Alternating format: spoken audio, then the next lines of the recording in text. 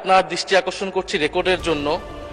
আমাদের মাননীয় প্রতিমন্ত্রী জনাব মীর শাহ আলম ওনার আগের বক্তব্য দিতে গিয়ে আমার সম্পর্কে একটি তথ্য দিয়েছিলেন, যে তথ্যটি অসত্য। মাননীয় স্পিকার, উনি ওনার বক্তব্যে বলেছিলেন যে আমাদের মাননীয় একজন সংসদ সদস্য ইশরাক হোসেন উনি একটি দাবিতে আন্দোলন চালিয়েছিলেন গত অন্তর্বর্তী সরকারের সময়।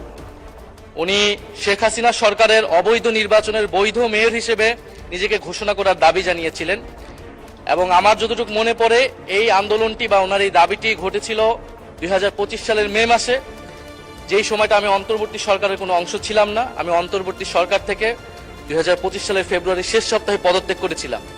ফলে ওনার এই অসত্য তথ্যটিকে সংশোধন করার অনুরোধ রইল মাননীয় স্পিকার। এই জন্য আপনার দৃষ্টি আকর্ষণ করছি, এটা খুব বেশি দিন আগের ঘটনা নয়।